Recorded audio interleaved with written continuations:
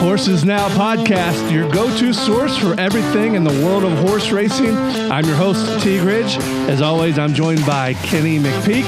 Kenny, once again in the studio here, my man. How are you? I'm doing super. All right, so this particular topic is an interesting one to me, and we probably need to at some point get a couple of these guys on and have some guests. And I know that's part of our plan is to have some guests over as this podcast progresses. But we're going to talk about the jockey-agent trainer relationship and how important that is in the whole world of racing. And we've hit on it a little bit. You know, we talked about the Hernandez whip fine, and so we kind of got into that a little bit. But I've got some in-depth questions here on really what makes kind of the jockey and kind of this whole industry tick. So first question. How important is the relationship between a jockey and their agent in the racing world? Probably the most important. The jockey needs to really be able to concentrate more on riding horses as opposed to handling his business. Okay. And the agent's crucial because the agent has to handle the business of where that jockey needs to be, whether it's in the morning or the afternoon. So there's a lot of logistics that have to be planned ahead. And when they write down, like, I'm sure that they need calendars and what time they're supposed to be at a barn on what day and for which trainer. And then there's also the logistics of whether a trainer's got horses working out at Keeneland or Churchill. I'll use the local tracks or someplace else that they need to go visit to make sure that they know that horse. And then if they're building a business, they may, some jockeys have established businesses where they've got regular trainers they ride for. But if you're building a business, you need a very good agent to network and keep in touch with trainers and make sure that you're in their frontal lobe.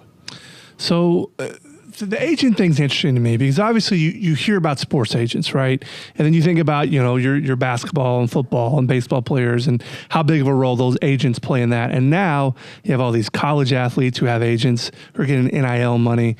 It's not something you normally think about in the jockey world. Like, I don't know that there's agents that a normal just horse racing fan could name an agent's name, or there's a bunch of them in the sports world which you could name. Are there certain agents that are a lot better at their job than others? Do jockeys just have one agent? Is there an agent that has a bunch of jockeys? How does that look? One question at a time there. Yeah, no, there's a bunch. I thought a lot there. So there are some exceptionally talented jock agents that have taken modest, talented riders to high levels. Gotcha. And there's some great riders that had bad agents or didn't have agents. Right. And it still comes down to the jockey. Okay, so let's do the math first. Okay. What does an agent make? Yeah, exactly. That's typically 25 to 30% of the purse earnings for the jockey go to the agent. And what does the jockey typically make? Well, the jockey makes 10% of wins. In some cases on traveling, they'll make 10% for first, second, and third if they travel for a race. And then they may make, like, we really need to get Brian Hernandez or some other top riders on here to answer some of this. But they will get maybe 5%, but they mostly get a jock mount for a horse that runs off the board. And a jock mount's enough to sustain maybe $100, and each track's different. So if they race in New York or Kentucky, Florida, Arkansas, Louisiana, California, the jock mounts are different because those are negotiated by the horsemen's groups and the racetracks. What kind of money does Brian Hernandez make? And I'm not trying to get too personal there, but as an athlete, is he making big money as an athlete, or does it just kind of depend? So I'm going to give you their website, equibase.com. Okay. I'm going to tell you right now how much money he's made this year, and he probably is not going to like me telling everything. I would say not, but I did ask. You can go to equibase.com, and it's a great website, by the way. It's almost as good as Horses Now, but it's actually fantastic website. I use it all the time. So if you go to equibase.com and you hit the top left bar, and it'll go to leaders. Okay. And then leaders by year. And then we're going to click on jockeys. and then 2024 jockeys. In 2024, Brian Hernandez has earned, oh my God, he's made a lot of money. 16 million in purses. Yeah, but he's not making all that. Well, so he makes 10%. Okay. And so his $1.6 million would be his 10% typically. But there's some costs that come out of it. He's got a valet to pay. That's his cost. Yes. And that's his guy that cleans his boots. And exactly. Okay. We call them valets in horse racing. Okay. Not valet, but valets. Gotcha. In Europe, they don't have valets. The trainers saddle the horses. Interesting. But they do have guys that work the room that help them clean up, but they run on grass, so they don't need dirt wiped off every day. So Brian's made $16 million. The leading earner in the nation is Irad Ortiz, and he's made $27 million in purses. So if he's pulled down $27 million and his agent gets 25% of that, he gets 10%, $2.7 million, 25% to his agent. Okay. You're looking at, the agent's doing pretty good. Yeah, well, as are the jockeys. That's more than I expected the jockeys to make, quite honestly. Same agent handles Irad Ortiz and Jose Ortiz. Steve Rushing, he's killing it, man. Yeah, he's doing okay. Irad's $27 million this year. Jose's $18 million. Flavian Pratt is a top jockey. He's pulled down $25 million this year. Luis Saez, Karen McLaughlin, long friend of mine, is his agent.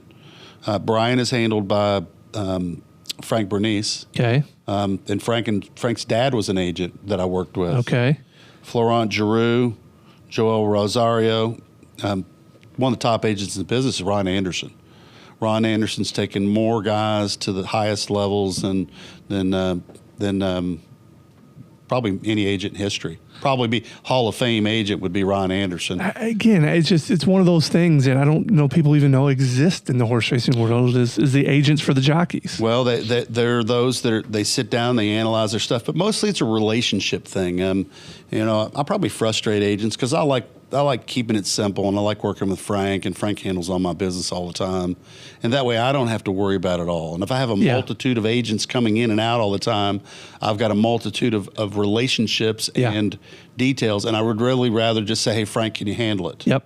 Like Mike Solito, top agent, handles Billy Mott's business. Got it. I'm sure, Brad Cox has got somebody that helps him. Steve Asmussen. Yep. I think he uses different riders, but that's one of those things that you've got to keep track of, and who's riding when and where, and so you have to communicate with the agent first.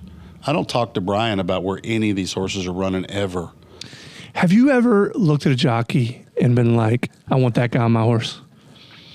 Or does it matter that much? Well, I think it's more than that. You want to see how they handle horses in general. I think it's a process. I actually, when I was a younger trainer, I probably got enamored with the bigger name riders, and then I had clients who wanted the high, name rider, the Ortiz, and back then it was Pat Day and Jerry Bailey, Jose Santos, Kent DeSormo. I mean, those riders were very talented on a horse, proven on a horse. But at this stage, I like continuity and simplicity. And Frank and Brian really work for me. Brian's not a complicated guy. Frank's not a complicated guy, and I don't think I am either. Else some might argue about that. But it's a relationship. Everybody's got to kind of be knowing what's going on and rowing in the same direction. How much do you guys game plan? Do you sit down with Brian and really game plan out what's going to happen in a certain race? Well, we might talk about it, but for the most part, I'll leave him alone. I might say, well, I think a race that we collaborated with, on the bigger races, I probably study. But he does too. So I really don't tell him much. But I need sometimes to give him the initiative. Like, for example, in the Oaks this year, I told him, I said, there's nothing in here fast as you. Don't let her get behind horses. Just let her run to the first turn because it was a sloppy track. And I said, the inside horses they're not fast as you. Yeah. And you've got to give him, the carte blanche, or the idea that, hey, you can do that. Right. Don't hesitate. Right. In Philadelphia a few weeks ago, we talked about that. Don't let a horse steal the race. Don't let don't let them box you in. And I think he hesitated a little bit down the backside, but he managed to wiggle out of it and get there. He managed to win. But they tried to box him in, and I warned him they're going to try to box you in. And so sometimes those things, he already knows a lot that. I've used the analogy before. Jockeys, it's like Picasso and Rembrandt. You know, you don't tell them how to paint, and you don't tell them what to paint. Yeah, you just say, here's the brush, and there's the canvas. Go get it done. Go do what you do well. And one of my favorite writers, actually my favorite instruction in my career, was Edgar Prado. And Edgar Prado knew what to do when at the peak of his career. And hopefully Edgar gets to see this. When I legged him up for the Belmont, I said, go shock the world. And, you know, you got to That was your instruction. Yeah, because the horse was Pep talk. He was 70-1. Okay. And you have to instill positivity in all of it. Yeah. If they come to the paddock and you over coach them, then they're nervous and they're trying to do, you know, if they're a people pleaser, they're trying to do what you tell them to do. But at the same time, you have to give them the freedom to paint that picture, back to the Picasso and Rembrandt analogy. Let them do that, because they don't get paid unless they win. Well, I was just going to say, so that's an interesting element there. I kind of remember, I'm probably way off base here, but I remember kind of the Calvin Burrell days. It felt like Calvin Burrell was always on the favorite. So do you, as a jockey, do you want to ride the 71 horse? Because obviously your chances are a little bit tougher there. I mean, are you trying to get on the better mounts, or I'm curious how that works. Well, okay, so that's where loyalty comes in on a lot of that. Yeah, and the agents. And if I'm loyal to Frank and Brian, then they're loyal to me. Yeah. And even if I have a longer priced horse, they're not going to be jumping ship. Right. And that's one of the reasons why I probably don't get enamored with the you know, the big name riders, is because I don't worry about all that. I know that if they get a better horse, they're not going to ride mine. And yet, if Brian and Franks think that I can get a better jockey, then they're going to do the same thing to me. So I don't play that game. Does it happen much? No, they'll take. I mean, Frank doesn't do that. He usually gives me plenty of forewarning if he's on a very good horse that we're competing against. And we've had times where he couldn't ride my better. He didn't ride Swiss Skydiver because he had to take off over in a spot, and he didn't end up riding her much in her career. He won on her once, but that's just one example. And it is an unusual dynamic. But the worst agents for me are the ones that are always looking for the greener grass. Yeah. And are always kind of spinning you around. That's the term in jockeys and agents. Oh, he spun me. So if I say to an agent, hey, I need you in the first race on October 15th, and I'm just using that date as an example, and they say, yes, we're good there, then when we go to enter, and then they come, oh, well, you know, I had another one I got to ride. That's called being spun. Okay. I said, well, wait a second. We had a call. Yeah, but my other client went in here and his horse is better than yours. You know, so you know what? I don't do business with them. So you're just done with them at that point? No, well, I mean, you know, look, if they do it regularly, then it becomes a habit, and then they get away with it, and then it becomes, they think they can do it all the time. And there are some very shrewd agents out there. I've got some that I just don't use. Does it happen late in the game ever? Are you ever in a situation where you're like, I got to find a jockey, and I don't know where I'm going to find one? Well, welcome to Swiss Skydiver story. The agent took off. His jockey told me to run her in the Preakness, and then the agent says, oh, I got to ride Chad Brown that day. And I was furious. And, you know, he doesn't ride for me much anymore. And then I had to hustle to find a rider. There was nobody open because we were entering the next day. And Robbie Alvarado wins the Preakness for me, and had basically come out of, I mean, he had been in a slump, but he'd won the Preakness before. How'd you get to Robbie there, though? Talk to me how that ended up to where Robbie ended up being the guy. Oh, my God. I think I asked 5 different riders to try to come ride her, and we were really, really in a bad spot on the whole thing, and I hate being put in that position. And I know I'm going to fire up the agent that you know, we dealt with there, but you know, that's the way it is. And he felt like he had to do what he had to do, and I had to do what I had to do. But it's that's a dynamic that happens, and some trainers get really mad, and some agents get really mad. But the worst thing, like for me, I work hard not to ever spin an agent the day of the entry. I mean, if I do that, I'm as guilty as they are to do it to me. And sometimes agents get in a switch. And maybe in that case with Swiss Skydiver, he was in a switch and he couldn't get out of it. I don't know. Maybe he thought that I was going left and I went right, and I think that is part of the case. But, these are the dynamics. And, look, it happens, and it's not the end of the world. And it isn't a jockey's race. It's still a horse race. God, that's interesting, though. Again, I'm still just curious how much the jockey's role plays here. Have you ever experienced a situation where the agent's decision conflicted with what the jockey wanted to do? Well, in that case, I think it did. But at the same time, there's plenty of times when a jockey wants to ride a horse, but the agent's given a call in another spot. And so that does happen.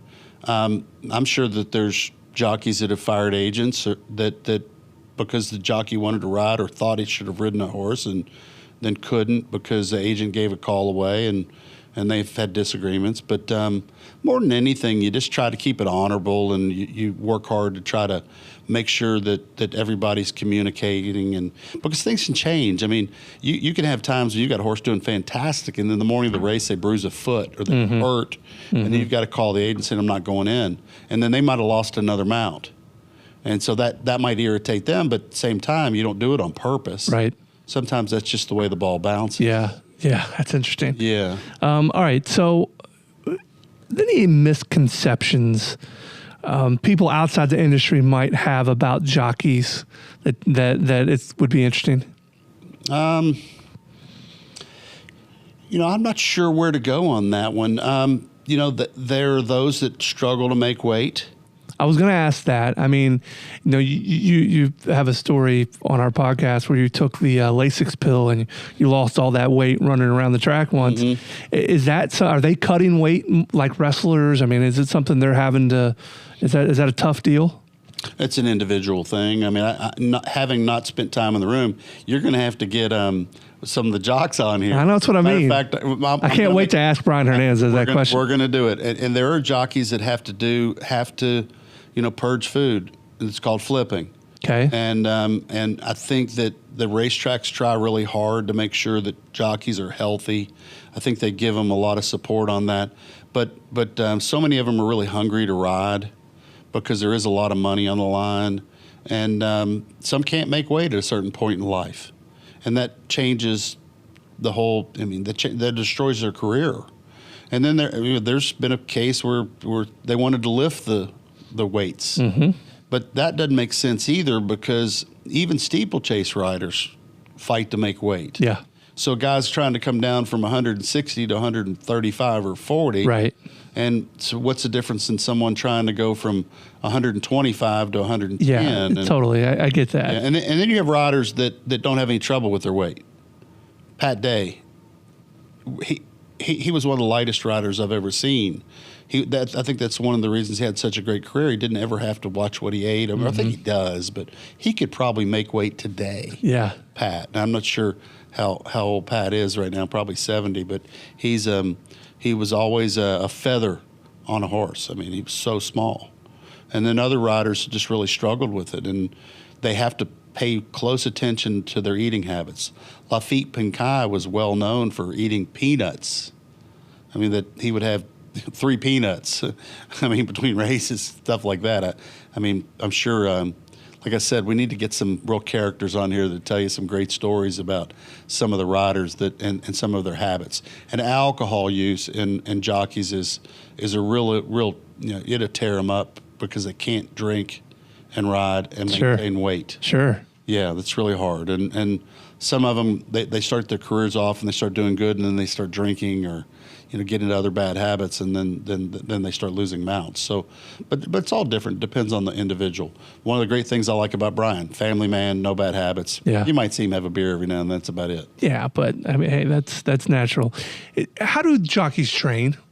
Like, how do you get really good at your craft? I mean, is it just riding in the smaller races, or do they train on the training days with the actual horses? How do they train? Well, so let's start. How do they get going? Yeah. All right. So I've been pretty vocal that I like the Cajun riders. I think that the Louisiana Cajun riders are just seems like they're well schooled in horsemanship and on horseback.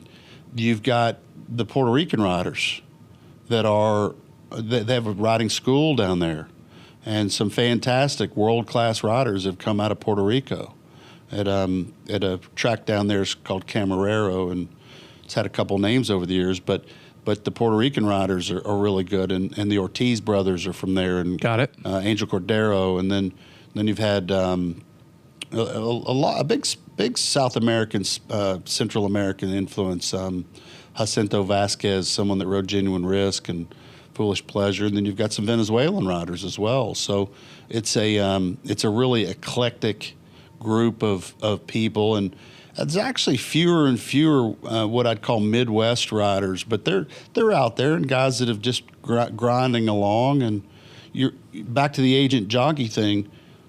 Agents keep themselves around trainers that have good horses. Sure. Jockeys encourage them to do that.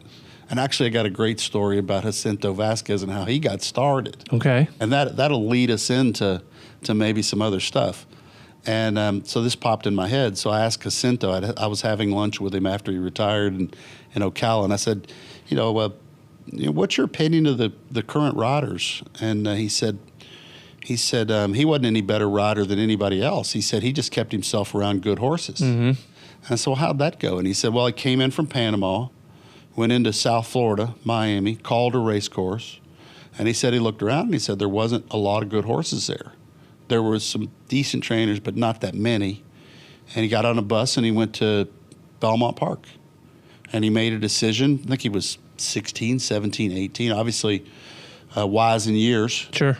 And he says, I'm going to every morning go to the top 10 trainers' barn every day for a year and just keep asking for mounts, asking for work. And so he said he'd do anything. He'd jog a horse, gallop a horse, work a horse. And then he started to ride.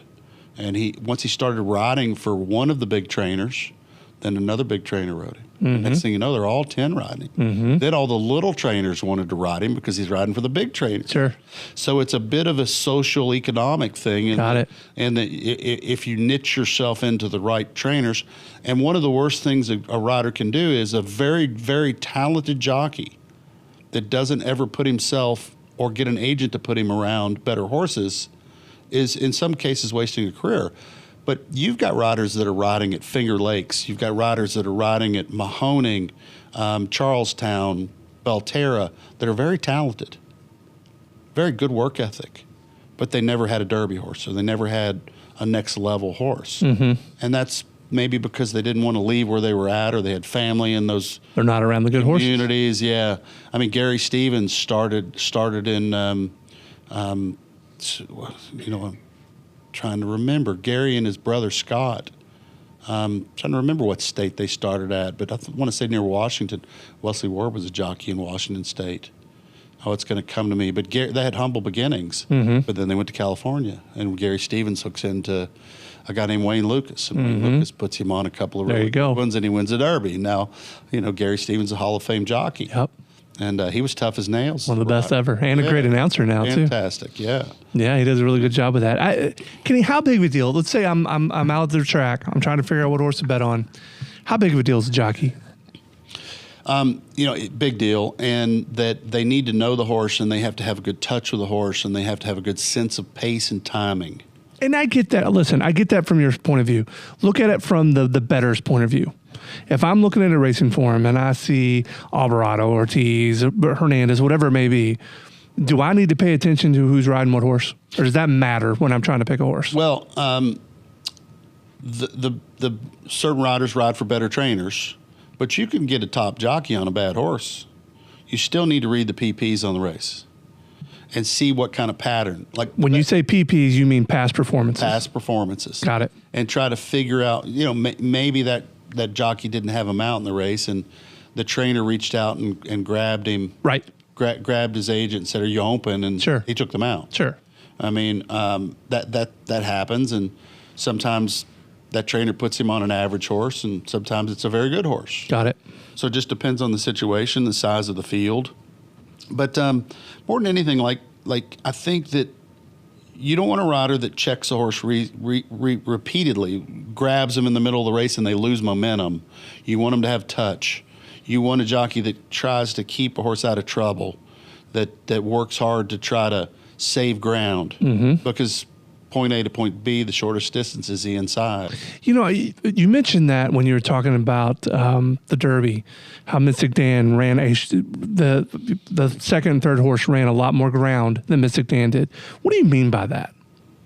Are they going further out? So Mystic Dan stayed closer to the rail, so it was just a shorter path? Yes. Is that basically it? Saving ground is a big deal. You can lose a race in the first turn or the second turn if a horse loses a lot of ground. Today they have something called Trackus.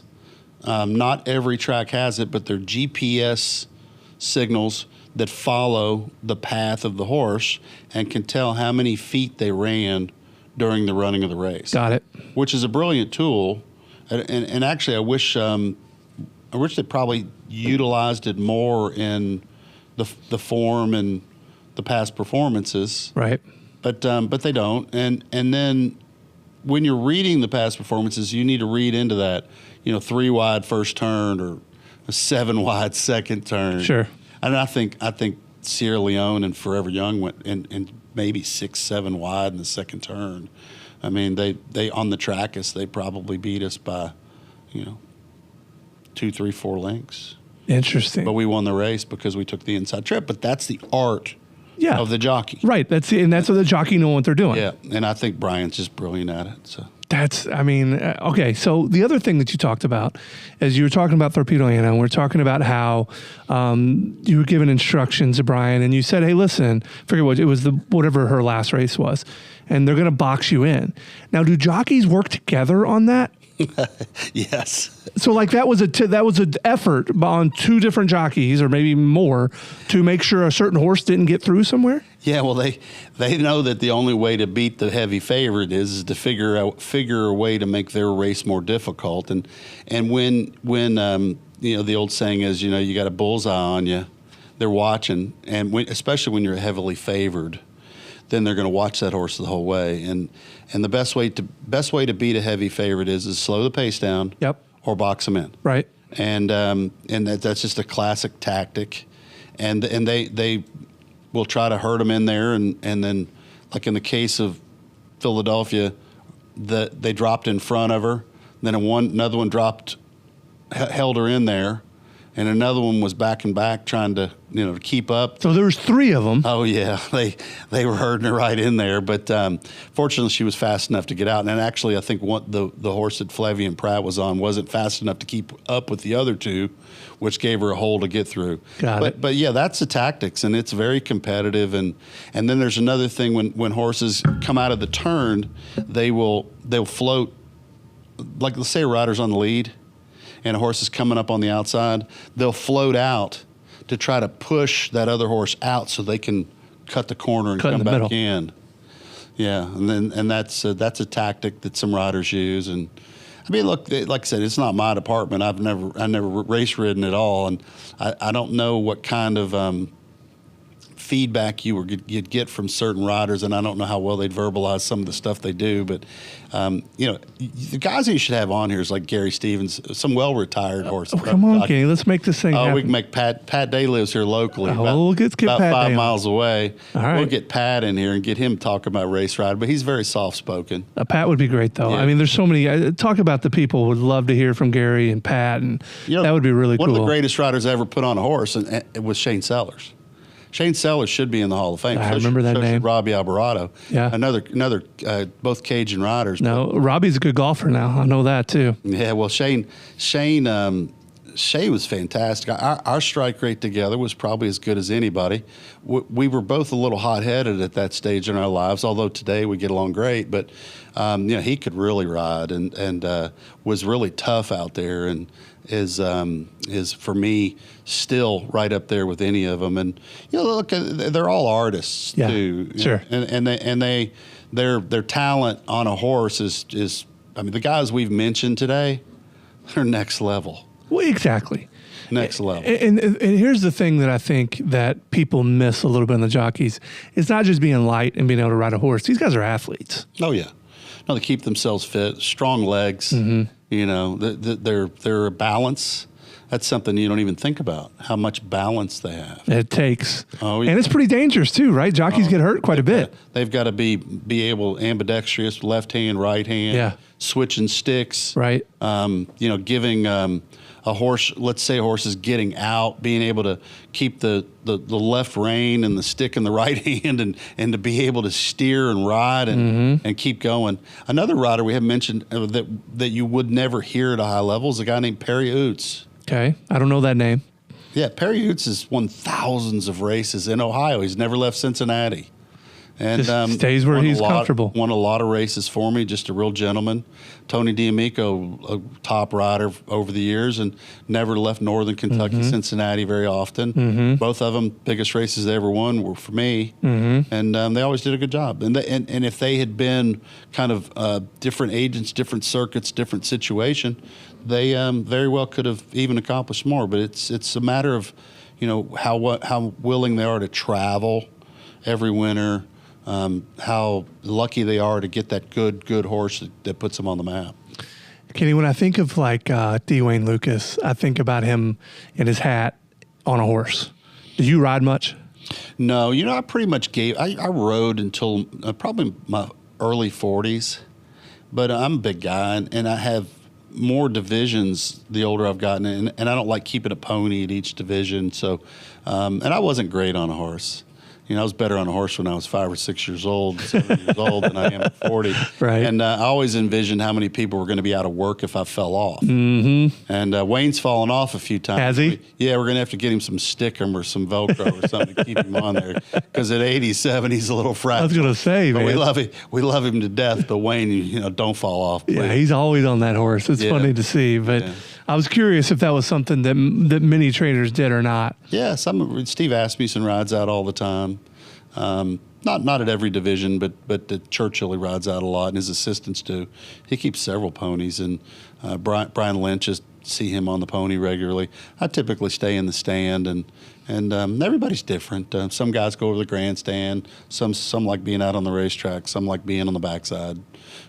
It's apples and oranges. You take binoculars out there? What do you use as your tool? I take binoculars for my races. I keep just your races. Yeah, I keep a really good set of binoculars, some Swarovskis for my races, and but I don't usually use them in the morning, and I don't clock a lot of horses either. I let the clocker clock them, and then you get a time, but I don't think time's all that important in those workouts. I think it's more important that how the horse is moving and how they handle their competition. Do you have to schedule that, Kenny? I mean, because obviously they don't want too many horses out there at once. Do you have to schedule when the horses are out on the track working?